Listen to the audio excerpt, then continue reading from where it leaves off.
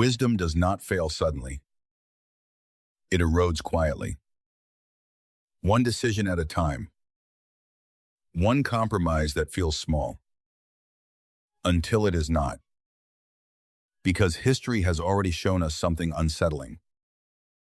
A man can have wisdom from God and still lose everything.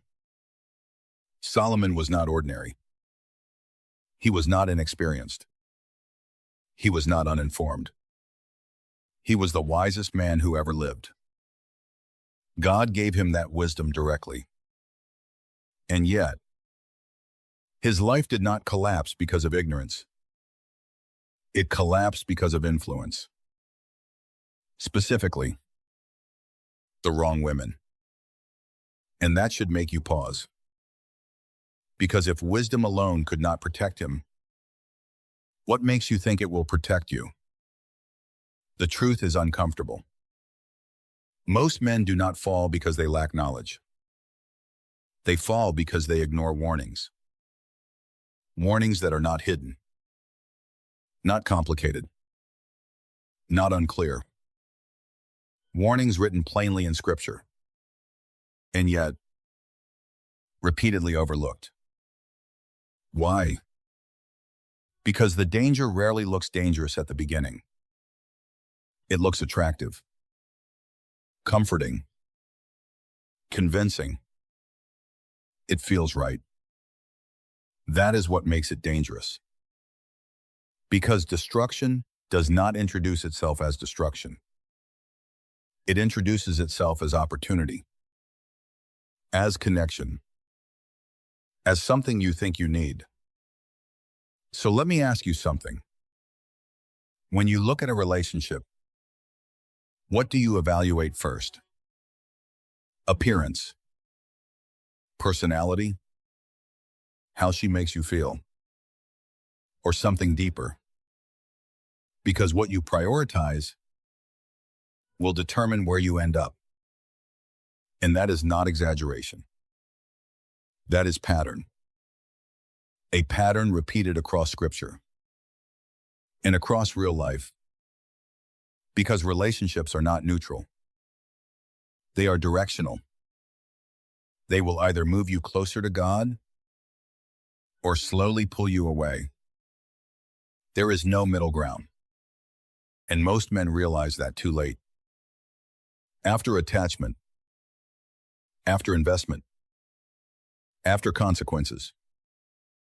So this is not about fear. It is not about criticism. It is about clarity. Because God does not warn to restrict you. He warns to protect you. And the moment you understand that, you stop ignoring the red flags you used to excuse. So the question is simple. Can you recognize danger before it feels like loss? Because the first type you need to see rarely looks like a threat at all.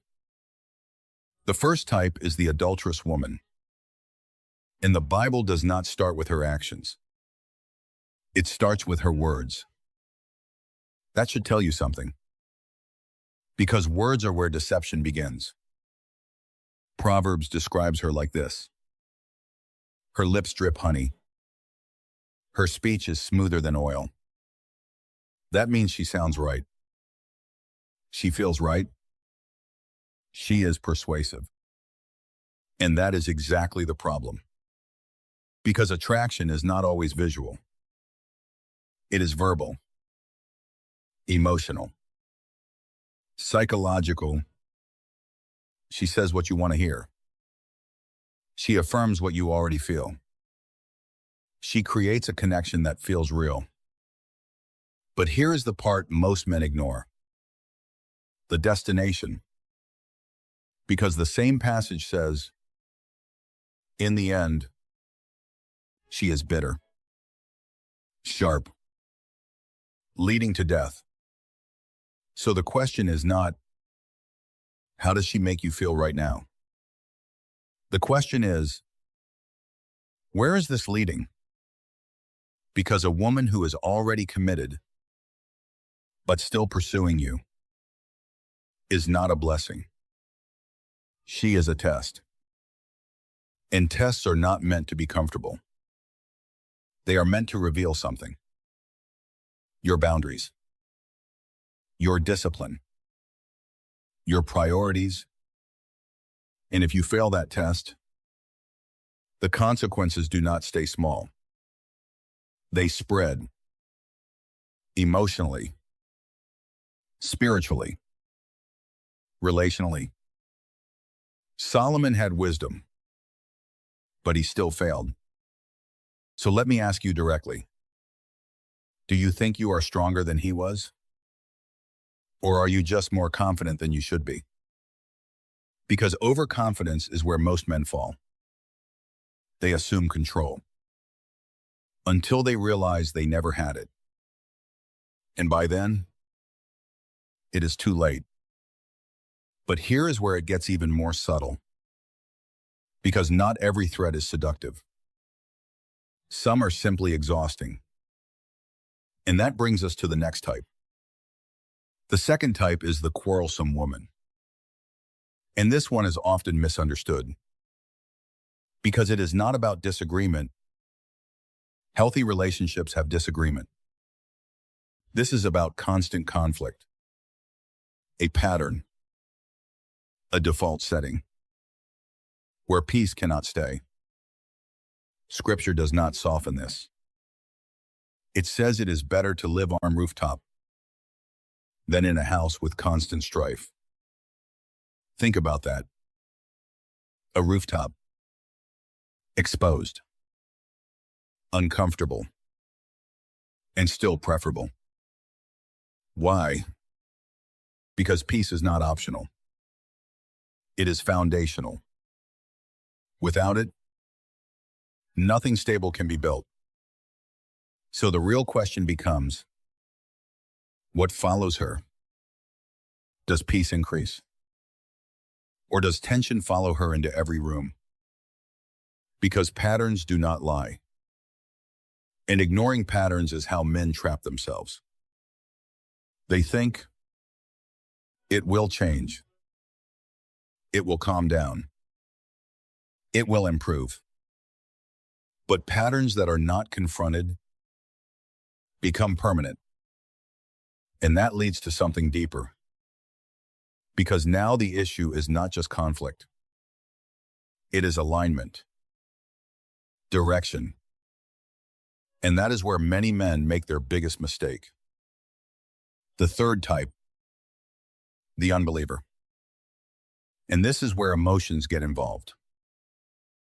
Because she may be kind, respectful, supportive. Everything seems right. Except one thing. She does not share your foundation. Scripture calls this being unequally yoked. That image matters. Two people pulling in different directions. And at first, it feels manageable. But over time, it becomes exhausting. Because you are not moving together. You are resisting each other.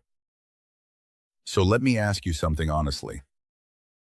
Are you trying to build something eternal with someone who is not moving toward God? Because if the direction is different, the distance is inevitable. And good intentions will not fix that. But here is the danger. Many men think they can change her, lead her, influence her. But the Bible never tells you to build a covenant on potential. It tells you to build it on alignment. And ignoring that always comes with a cost. But the next type is even harder to recognize. Because she does not argue. She does not resist. She attracts. The fourth type is the seductress. And she is not always obvious. That is what makes her effective. She does not push. She invites. She creates an atmosphere, a feeling, a sense of exclusivity. She makes you feel chosen, special, desired. And that is powerful.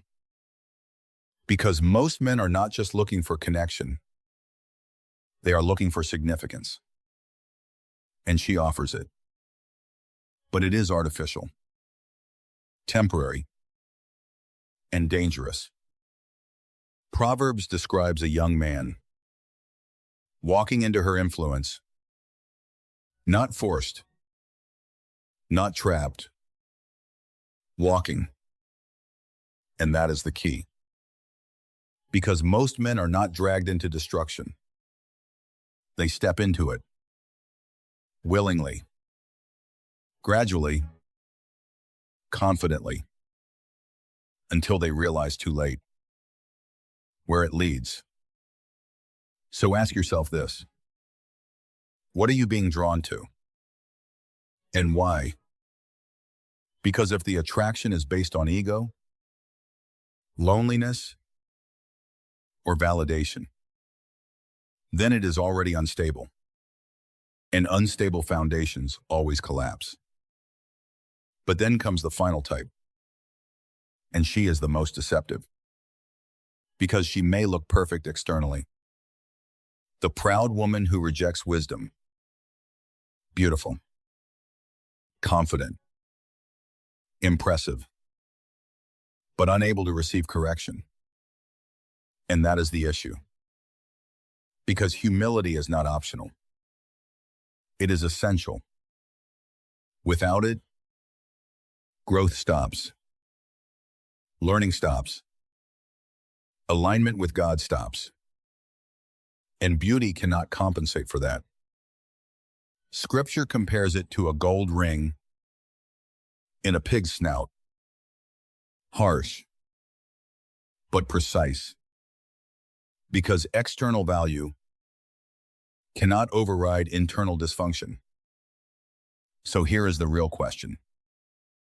Can she be guided? Can she receive truth? Can she grow?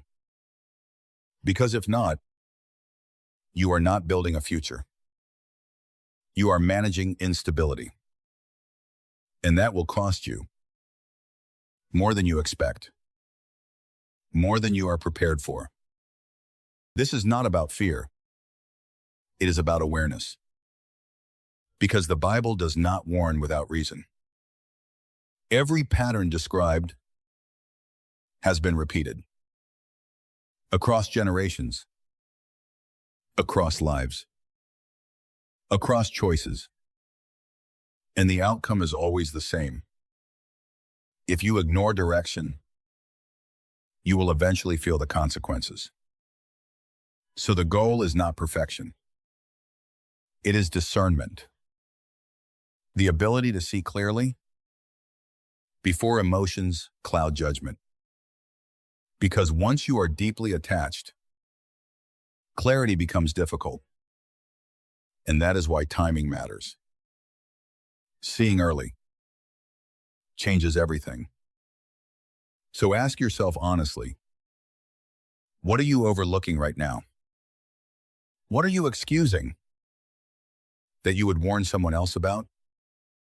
Because wisdom is not just knowing, it is applying. And application requires courage.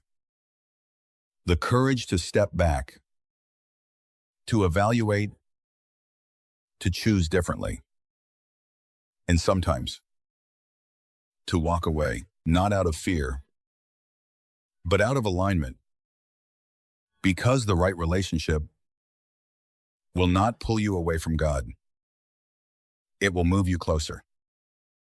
And that is the standard. Not chemistry, not convenience, not comfort. Direction. Always direction. Because in the end, you are not just choosing a person. You are choosing a path. And the path you choose will shape the man you become.